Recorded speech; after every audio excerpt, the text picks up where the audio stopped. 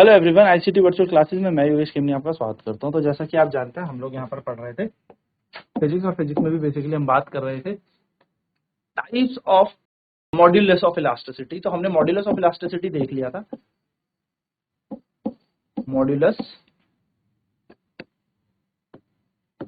Of elasticity. और modulus of elasticity यानी कि प्रत्यास्था गुणांक,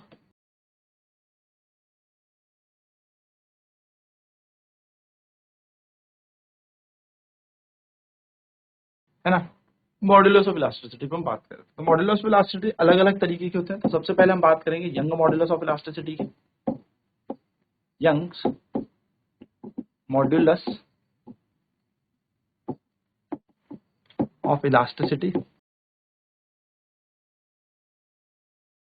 सेकेंड है हमारे पास bulk modulus of elasticity.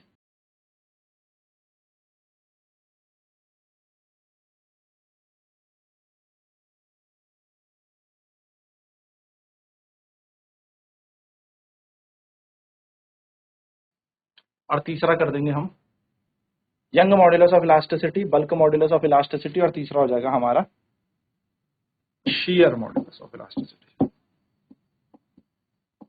Shearing modulus of elasticity.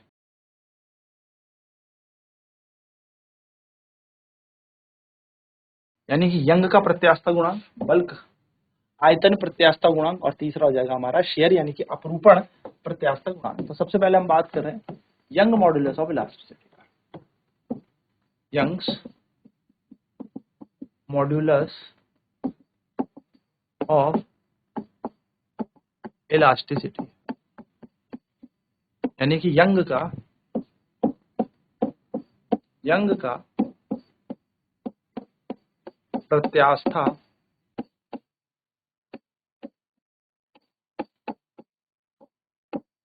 गुणांक, इसको y से दर्शाया जाता है। तो let us consider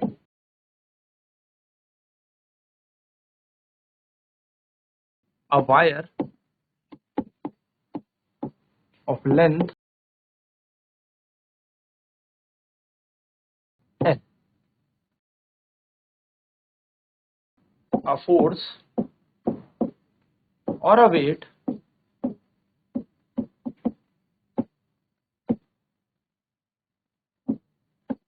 applied to a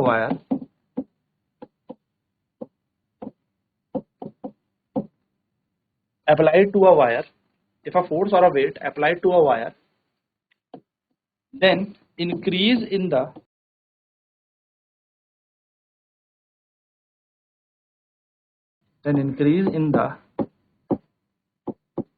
length of wire be delta L। माना एक तार की लंबाई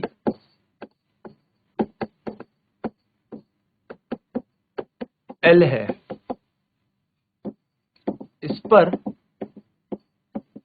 बल लगाने से की लंबाई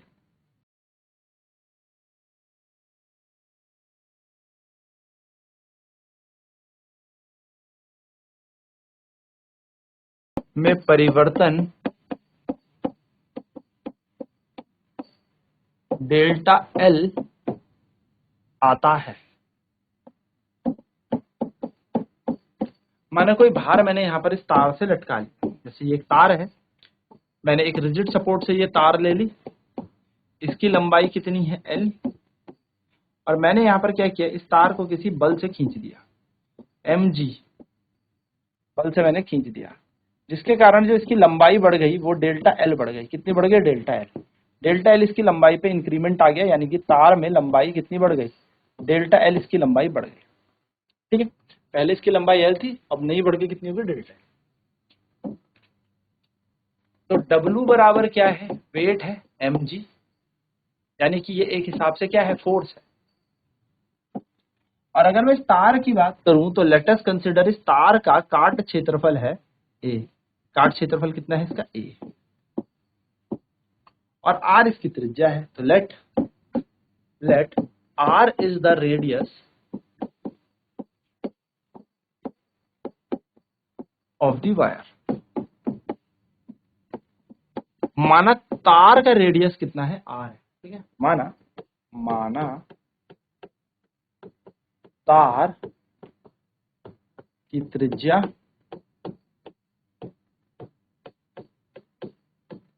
r है। तो A बराबर क्या हो जाएगा, area of cross section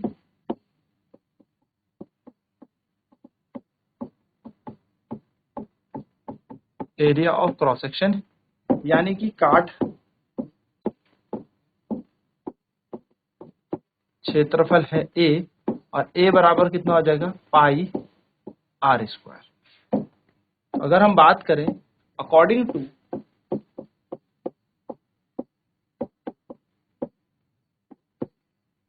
Hooke's law, अगर मैं हुक के नियम अनुसार देखूं,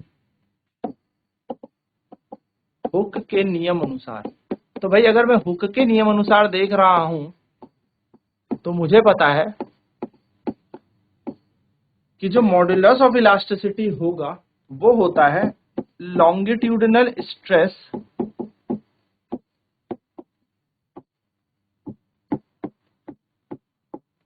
अपॉन लॉन्गिट्यूडिनल स्ट्रेन।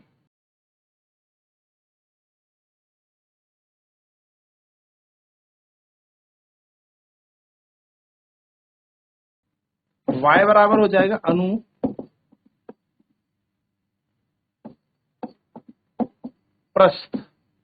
अनुप्रस्थ प्रतिबल बटे अनुप्रस्थ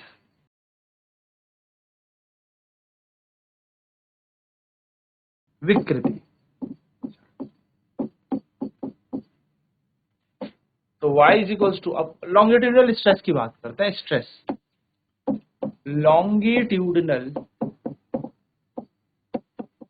स्ट्रेस यानी कि अनुप्रस्थ प्रतिबल क्या होता है,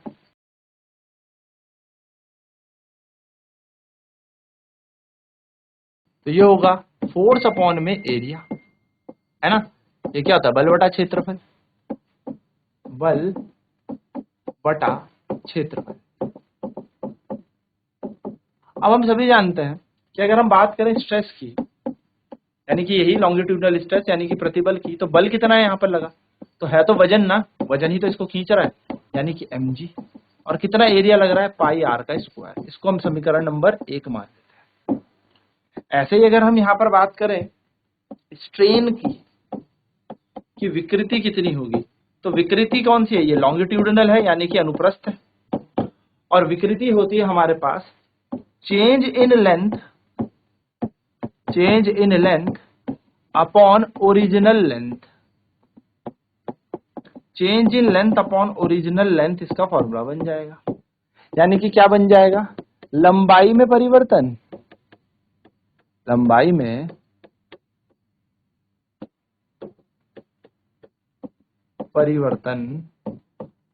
बटा वास्तविक लंबाई।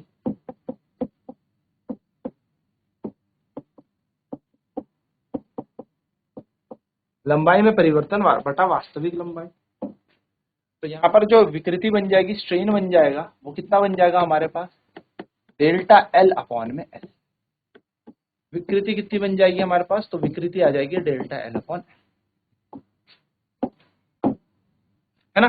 विकृति हमारे पास आ गई डेल्टा एल अपॉन एल। अब यहाँ पर y पे बात करें तो y बराबर क्या पढ़ा हमने, स्ट्रेस अपॉन स्ट्रेन,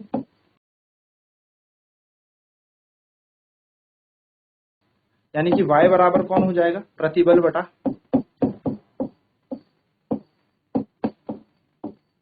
विकृति। तो ये बन गया फॉर्मूला हमारे पास, y इज इक्वल्स टू प्रतिबल क्या है, mg upon pi R square, और यहाँ पर आ जाएगा विकृति यानी कि डेल्टा एल अपॉन में एल।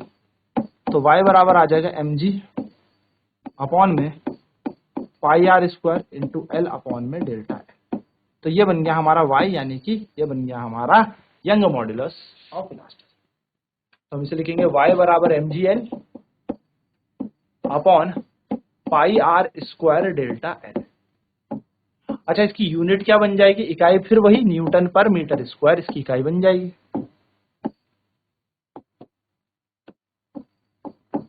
डायमेंशन पे बात करें, विमीय सूत्र की बात करें y के,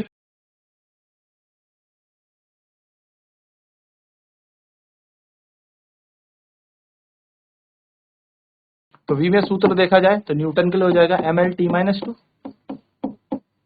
अपॉन में l का स्क्वायर, तो l से l कट गया, तो ml-1t-2 हमारा यहाँ पर क्या बन जाएगा, डायमेंशन। ठीक है, चलिए नोट करेंगे फटाफट से।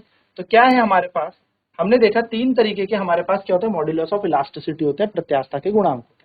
पहला है Young modulus of elasticity, Young प्रत्यास्थता गुणांक। दूसरा है बल्क मॉड्यूलस ऑफ इलास्टिसिटी यानी कि आयतन प्रत्यास्थता गुणांक। और तीसरा है शेयर मॉड्यूलस ऑफ इलास्टिसिटी यानी कि हम कह सकते हैं शेयर अपरूपण प्रत्यास्थता गुणांक। तो young modulus of elasticity, young का प्रत्यास्थता गुणांक y हमें यहाँ पर निकालना है। तो let us consider a wire of length l, if a force और a weight applied to a wire then increase in the length of the wire be delta L. क्या है हमारे पास कि जो एल है हमारे पास वो है वास्तविक लंबाई तार की, और डेल्टा एल क्या है, किसी बल से ये तार खिंच गई हल्की सी, डेल्टा एल लंबाई इसकी है। चलिए नोट करेंगे फटाफट से।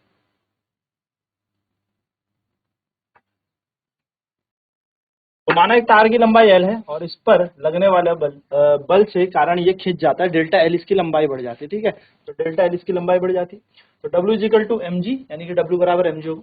तो R is the radius of the wire, माना मैंने R क्या है, तार की त्रिज्या है, तो A बराबर है एरिया ऑफ क्रॉस सेक्शन, काट क्षेत्रफल। तो काट क्षेत्रफल कितना हो जाएगा, पाई आर स्क्वायर हो जाएगा।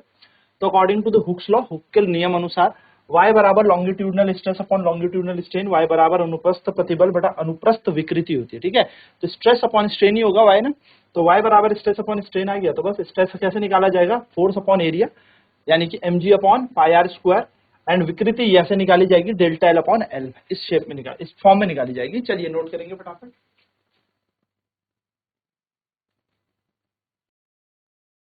तो अगर हम यहाँ पे देखें तो डेल्टा एल अपॉन एल हमारा क्या हो गया, स्ट्रेन हो गया है ना, तो y is equal to stress upon strain.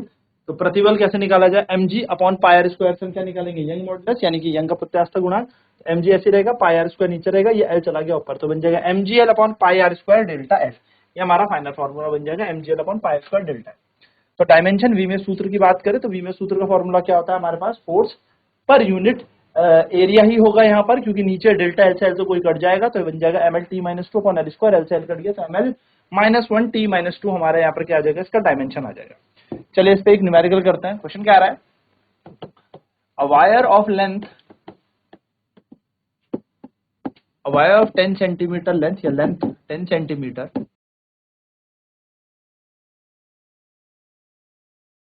is stretched by a mass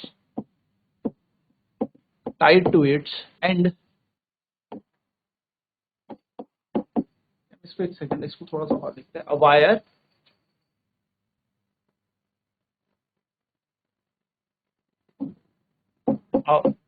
wire is fixed, has a fixed end and has a length of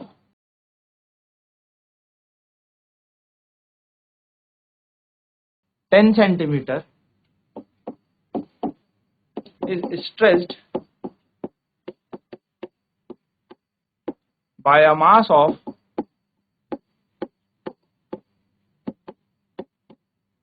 2 kg if the increase in the length of the wire is 1 centimeter, calculate the Young modulus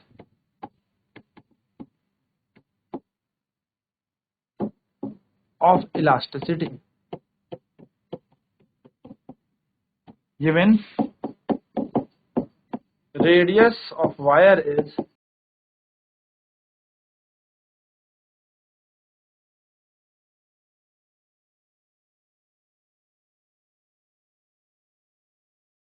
5 centimetre. क्या कह रहा है, एक तार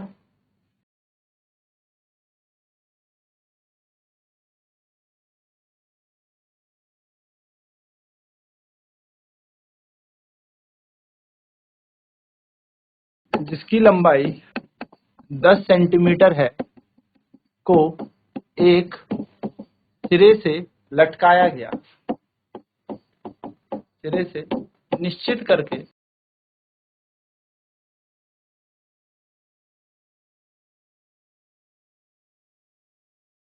लटकाया जाता है। इसके दूसरे सिरे पर, इसके दूसरे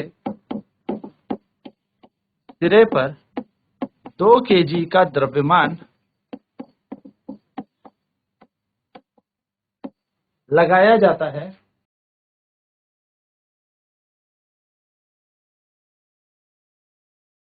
जिस कारण इसकी लंबाई 5 सेंटीमीटर बढ़ जाती है, सॉरी 1 सेंटीमीटर बढ़ जाती है।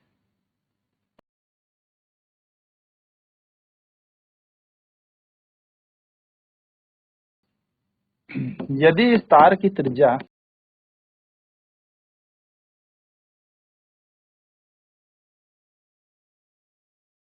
यदि इस तार की त्रिज्या 5 सेंटीमीटर है तो इसका यंग प्रत्यास्था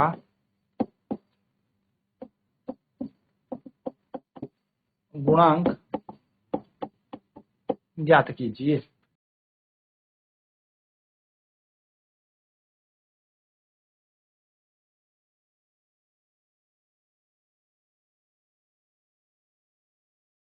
चलिए नोट करेंगे फटाफट क्वेश्चन। तो हम सबसे पहले इस क्वेश्चन में गिवन डेटा लिखने वाले हैं कि हमें क्या क्या डेटा यहाँ पर दिया हुआ है। हम देखेंगे हमें लेंथ ऑफ द वायर दे रखी है, लेंथ ऑफ द वायर यानी कि तार की लंबाई हमें दे रखी है।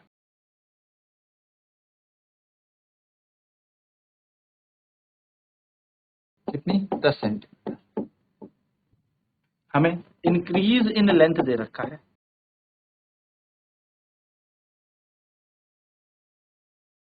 तार की लंबाई में बढ़ोतरी बोल सकते हो या कितनी बढ़ गई, तो तार की लंबाई में परिवर्तन हमें दिया है, जिसको हम डेल्टा एल कहते हैं, वो दे रखा है 1 सेंटीमीटर। हमें रेडियस ऑफ वायर दे रखा है,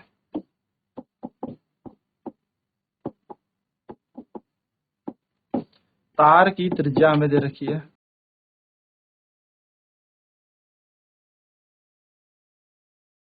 तार की त्रिज्या r, और वो हमें दे रखी है, तार की त्रिज्या हमें दे रखी है 5 सेंटीमीटर, है ना। चलिए इन सबको कन्वर्ट करते हैं, बदलते हैं। तो ये हो जाएगा 10 गुणा 10 की घात माइनस 2 मीटर, ये बन जाएगा 1 गुणा 1 की 10 की घात माइनस 2 मीटर, और ये बन जाएगा 5 गुणा 10 की घात माइनस 2 मीटर। ये हमने सबको क्या कर दिया, मीटर में परिवर्तित कर दिया। हमें यहाँ पर द्रव्यमान दे रखा है, मास, कितना मास यानी कि कितना द्रव्यमान इस पर लटका है, m हमें दे रखा है और वो है 2 किलो। हम जानते हैं ग्रेविटी यानी कि गुरुत्वाकर्षण लगता है, तो ग्रेविटी कितना लग रहा है, तो ये ग्रेविटी लगाते हैं हम 10, तो गुरुत्वाकर्षण कितना लग रहा है 10, यहाँ पर ग्रेविटी लग रही है, जी बराबर कितना हो गया 10 मीटर पर सेकंड स्क्वायर। तो अगर इसका हम डायग्रामेटिक फॉर्म देखें तो एक तार जिसकी लंबाई है 10 सेंटीमीटर, जिसकी रेडियस हमें दे रखा है r बराबर 5 सेंटीमीटर, इसको खींच दिया जाता है, खींच के इसकी लंबाई बढ़ के हो जाती है 1 सेंटीमीटर। यहाँ पर हमने क्या लगाया, एक मास लगाया है 2 किलो का, यानी कि 2 किलो का द्रव्यमान लगाया। ये हमारा पास डायग्राम। तो अगर हम बात करें फोर्स कितना लगेगा, फोर्स यानी कि वेट कितना लगेगा, बल कितना लगेगा, तो बल लगेगा हमारे पास W = mg। तो m कितना है हमारे पास, 2 गुणा 10 यानी कि 20 न्यूटन का हमारे पास क्या लगेगा, वेट लगेगा, फोर्स लगेगा। एरिया क्या लगेगा, क्षेत्रफल क्या बनेगा, तो पाई आर स्क्वायर क्षेत्रफल बन जाएगा, वो होता है पाई आर स्क्वायर। तो पाई की वैल्यू हमें पता है 3.14 होती है और आर की वैल्यू अभी हमने निकाली 5 गुणा 10 की घात -2 का होल स्क्वायर। तो ये बन जाएगा हमारे पास एरिया 3.14 गुणा 25 गुणा 10 की घात -4। चलो 3.14 को एक काम करते हैं, पॉइंट हटाते हैं, नीचे 2 लगाते हैं, 25 से कम 25, 25 चौको 100, 2 से काटते हैं 2, 1, 2 पंजे 10, 2 सत्ते 14 और 2 ही कम 2, तो इसको इतना भी छोड़ देते हैं एरिया को ना, या आप सॉल्व कर ले, चलो इतने भी छोड़ देते हैं 157.2, क्या पता आगे जाके हमारे काम आ जाए, -4 मीटर का स्क्वायर। यंग मॉडुलस निकालना है तो वो होता है फोर्स है 20 अपॉन एरिया है 157/2 इंटू 10⁻⁻⁴, है ना। y का फॉर्मूला हम जानते हैं, y का फॉर्मूला क्या होता है, y का फॉर्मूला हमारे पास होता है mgl अपॉन, y बराबर होता है mgl अपॉन में pi R square delta L. तो mg का मान हमने निकाल ही दिया जो कि है कितना 20, l हमें दे ही रखा है, l हमें कितना दिया क्वेश्चन में, l हमें बोला है इसकी लंबाई है 10 सेंटीमीटर यानी कि 10 गुणा 10 की घात -2। पाई की वैल्यू है हमने निकाली, एरिया ये पाई आर स्क्वायर पूरा एरिया जिसकी वैल्यू है 157/2 into 10⁻⁻⁴ multiply by delta L, delta L है 1 सेंटीमीटर यानी कि 10⁻⁻2, तो ये कैंसिल हो गया, ये 2 चला जाएगा ऊपर, तो y बराबर कितना हो जाएगा 20 गुणा 10 गुणा 2, 20 गुणा 10, ये 2 जाएगा ऊपर और यहाँ आ जाएगा 157 गुणा 10 की घात -4, 20 दूनी 40, y बराबर आ जाएगा 400 बटा 157 और 10 की घात -4 ऊपर जाके बन जाएगा +4, तो 400 को भाग दे देते 157 से, हमें पता है 2 टाइम चला जाएगा तो 150 ये हो जाएगा हमारा 314, 10 में से 4 गए 6, 9 में से 1 गए 8, पॉइंट लगा के 0, तो अप्रोक्सीमेट 15 पंजे 75, तो अप्रोक्सीमेट लगभग 2.5 टाइम चला जाएगा और 2.4 इंटू 10⁻⁴ न्यूटन पर मीटर स्क्वायर हमारा यंग प्रत्यास्था गुणांक आ जाएगा। और इस तरीके से आपको ये क्वेश्चन सॉल्व, तो आई होप ये छोटा सा कॉन्सेप्ट और ये फॉर्मूला आपको याद रहेगा, इस तरीके से आप यंग को निकाल सकते हो। अब नेक्स्ट क्लास में बात करेंगे बल्क मॉडुलस निकालने की, किस तरीके से आयतन प्रत्यास्था गुणांक निकालते हैं। आज की क्लास में इतना ही। आईसीटी वर्चुअल क्लासेस में जुड़ने के लिए धन्यवाद, आपका दिन शुभ।